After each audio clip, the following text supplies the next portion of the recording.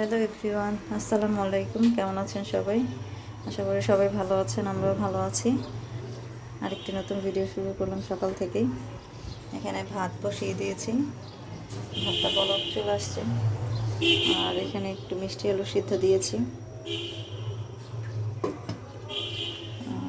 এখানে সব কিছু এলোমেলো হয়ে আছে, এগুলো পরে গোছাবো।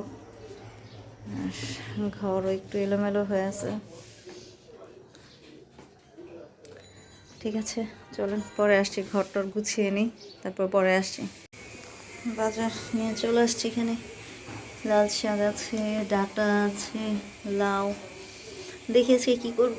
আর এখানে একটু দুধ বের করে নিলাম, বিকাল আজকে পুডিং করবো, আপনাদের সাথে শেয়ার করবো।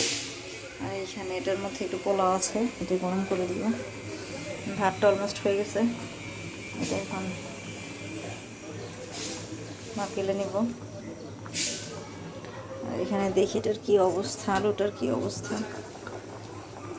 আলুটাও সিদ্ধ হচ্ছে। ঠিক আছে, পরে আসছি। বিছানা গোছানো কমপ্লিট, একটু ঝেড়ে নিলাম আর বালিশগুলো একটু গুছিয়ে নিলাম। আজকে ওয়েদারটা খুবই খারাপ, রোদ নাই, মেঘলা হয়ে আছে। আজকে ঠান্ডাটাও একটু অবশ্য কম, ওয়েদারটা সুন্দর, মেঘলা মেঘলা হয়ে আছে, তো দেখতে ভালো লাগছে।